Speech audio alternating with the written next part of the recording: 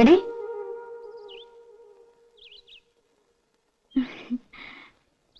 ആശാരിമാരുണ്ടായിരുന്നപ്പോ ഒരു രസമായിരുന്നു ഇല്ല ഉപ്പച്ചി? രസം. നീ കറിക്ക് എന്തൊക്കെയാ നോക്ക്. ചന്ദ്രേട്ട ഉണ്ണാൻ വരുമ്പോ കൂടെ 1-2 പേരുണ്ടാവും. എന്തുണ്ടാക്കാനാ? അമ്മേ, അമ്മേ വാ, ഒരു സൂത്രം കാട്ടിത്തരാം. എന്താ മോളെ? വരുന്നേ, രാത്രിയും വാ. എനിക്ക് വേണ്ട നിന്റെ സൂത്രം.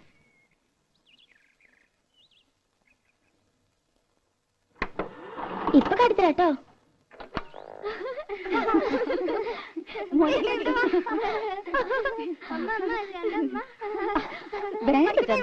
കണ്ടോ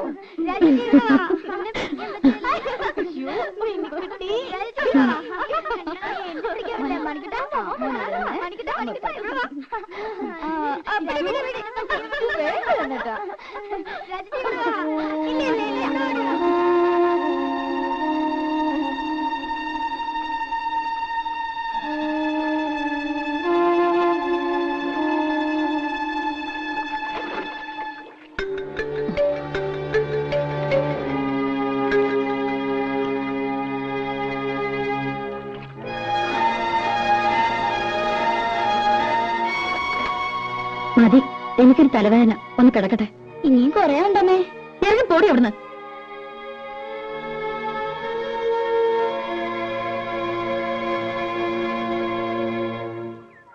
തള്ളേ, പാരത്തള്ളേ. ഈ തള്ളയുടെ ചെവി പൊട്ടിപ്പോയോ?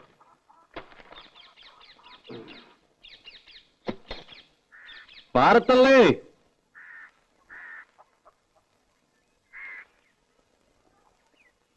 പത്നിയോ? ഇത് വലിയ അതിശയായി പോയല്ലോ. അമ്മ എങ്ങനെയൊക്കെയാ വിളിക്കണേ? പിന്നെ തള്ളേനെന്താ തമ്പുരാട്ടിന്ന് വിളിക്കണം? ഈ കൊച്ചവിടെ നിൽക്കണ്ട്. എന്നെ കൂടെ ഒന്ന് പറയിക്കണ്ട. കണ്ണടയാണവരല്ലേ വിളിക്കുള്ളൂ. അതിന് ഇനി വലിയ താമസമില്ല. അപ്പൊ ഡെയിലി കണ്ണടയ്ക്കാണ്ട് ഉറങ്ങണേ. വെട്ടിത്തിളപ്പിച്ച് കുടിക്കേ. മാസത്തിൽ ഒരു ആടുതല വിഴുങ്ങിയില്ലെങ്കിൽ നടുവ് പൊങ്ങില്ലാന്ന് സൂത്ര. ചേട്ടത്തിനും പറയണ്ട, മാറി സൂത്രാടാ. വെറുതെ ആണോ നിന്റെ തല കണ്ടപ്പോഴും പണ്ടാണ് തല കുറച്ചത്? പണ്ടക്കാലം എന്തിനാടാ വെറുതെ? ഇതൊക്കെ ഒരു രസമാ. പത്നി വെച്ചിരിക്കെ, ഞാൻ ആ കുളത്തിലൊന്ന് മുങ്ങിട്ടു. എനിക്ക് ഉടനെ പോണം. ഞാൻ എന്തിനാ വന്നെന്നറിയോ? പെരപണി ഉടനെ തുടങ്ങുന്നുണ്ടാവും. അതെ, അതിനു മുൻപ് ഒരു കടമയും കൂടി തീർത്തു വിടണമെന്നാ ചന്ദ്രേട്ടന്. എന്നാലേ എനിക്ക് സമാധാനം ആവുള്ളൂ. രാധയുടെ കല്യാണം. അതിന് അവക്കൊരു 10-21 വയസ്സായിട്ട് മതിയെന്നാണല്ലോ പത്നിയേച്ചി പറഞ്ഞിരുന്നത്. അതെ, പക്ഷേ ഞാൻ ആലോചിച്ചപ്പോ ചന്ദ്രേട്ടനുള്ളതുകൊണ്ട് എനിക്കൊരു കൂട്ടിന് ആവശ്യമില്ല. നിന്റെ വയസ്സ് കൂടുതല്ലേ? നിന്റെ അമ്മ അതന്നെ പറയണേ. അമ്മ പറഞ്ഞൊന്നും കാര്യമാക്കണ്ട കേട്ടോ. അതല്ല, അവർക്കും ഇല്ലേടെ ആഗ്രഹങ്ങള്. നിന്റെ ഒരു കുട്ടി എടുക്കണമെന്നും കൊഞ്ചിക്കണമെന്നൊക്കെ. പെട്ടെന്നോ? വേറൊന്നും പറയണ്ട. വീട് നന്നാക്കണമെങ്കിലോ കല്യാണ ചെലവിനോ അവൾക്ക് വേണ്ട സ്വർണ്ണ തുണിയോ ഒക്കെ ഞാൻ നോക്കിക്കോളാം. അവൾക്ക് എത്ര കൊടുത്താലും നിന്റെ കടം തീരില്ല. എനിക്ക് ഈ ലോകത്ത് ബന്ധമെന്ന് പറയാൻ ഒരേട്ടം മാത്രമേ ഉള്ളൂ. അവരൊന്നും തിരിഞ്ഞു നോക്കാറോടില്ല. രാധ എന്റെ സ്വന്തം അനിയത്തിക്കുട്ടി തന്നെയാ.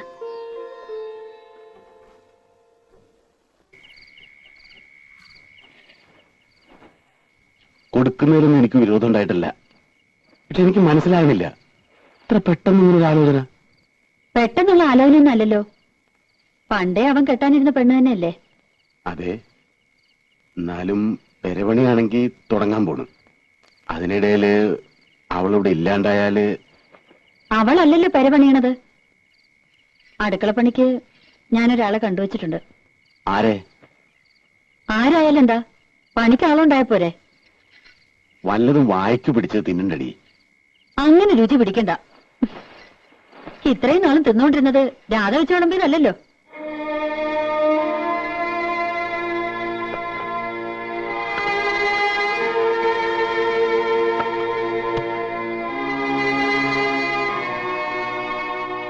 നീ എന്തൊന്നും പറയാത്തെ?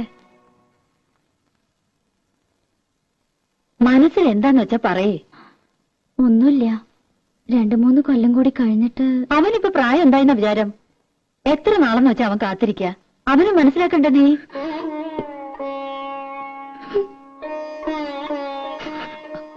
അതിന് നീ കരയണ എന്തിനാ? പാപ്പേച്ചിക്ക് മനസ്സിലാവും.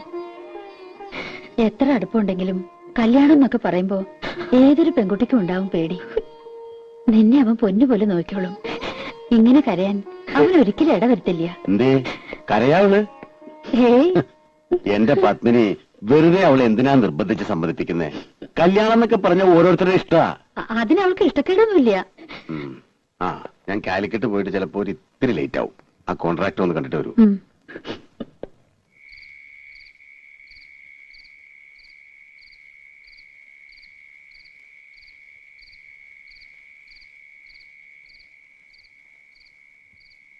രാധേ, രാധേ,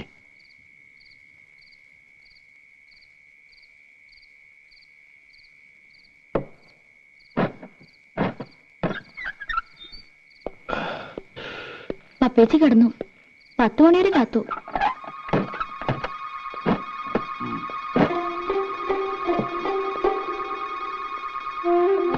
ആ വെള്ളം തന്നെ.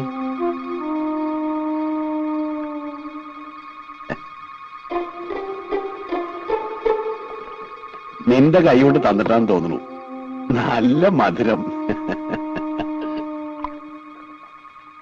നിനക്കെന്താടി ഒരു വിഷാദം?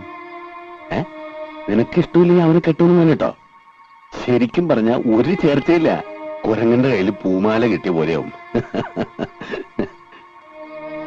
നീ വിഷമിക്കൊന്നും വേണ്ട. അവൻ പോട്ടടി. ഈ ചന്ദ്രേട്ടനുള്ളിടത്തോളം കാലം നിനക്ക് ഒന്നിനും ഒരു കുറവുണ്ടാവില്ല. രാജകുമാരിയെ പോലെ നിനക്കിവിടെ ജീവിക്കാം. ചന്ദ്രേട്ടൻ പോയി കുളിച്ച് ഊണ് കഴിക്കാൻ നോക്ക്. ഞാനുണ്ടു. ഇനി ഒന്ന് കിടന്നാ മതി.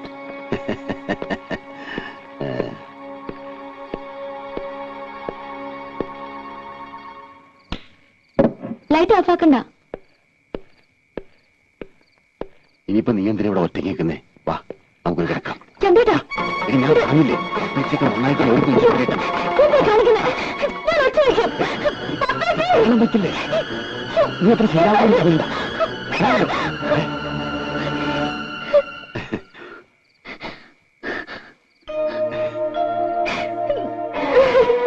എന്നെ കണ്ട അവള് വല്ലാതെ പേടിച്ചു, പാവം. ആ, പെരവണി അടുത്ത ആഴ്ച തുടങ്ങാൻ കേട്ടോ. ഞാനൊന്ന് കുളിക്കട്ടെ, വല്ലാത്ത വിശപ്പ്.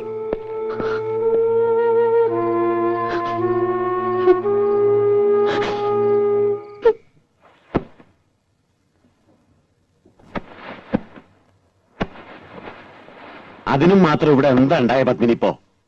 ദേ, നമ്മൾ വെറുതെ സംസാരിച്ച് വഷളാക്കണ്ട. ഒന്നും ഉണ്ടായിട്ടില്ല, സമ്മതിക്കണു. പോരെ? പിന്നെ എന്തിനാ അവളിപ്പോ പറഞ്ഞേക്കണേ? അവൾക്ക് പോണം. 20,000 രൂപയും 10 പവന്റെ ആഭരണവും ഞാൻ കൊടുക്കുന്നുണ്ട്. ഭയങ്കര ക്രൂരത ഈ കാട്ടിനെ.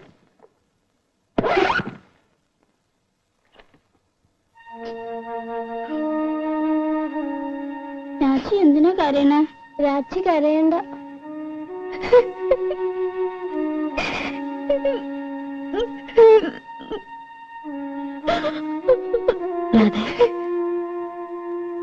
കുട്ടികളെ വിഷമിപ്പിക്കാതെ അവരെ ഒരുക്കി സ്കൂളിൽ വിട. വരുമ്പോ ഞാൻ എന്തെങ്കിലും പറഞ്ഞ് സമാധാനിപ്പിച്ചോളാം.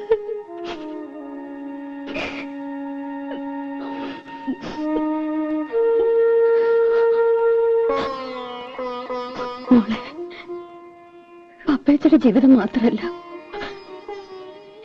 എന്റെ ജീവിതവും നശിക്കരുത്.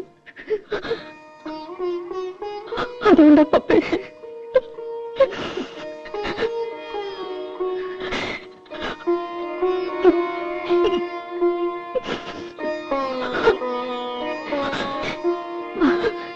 കുളിപ്പിച്ച് സ്കൂളിൽ കൊണ്ടാക്കാം.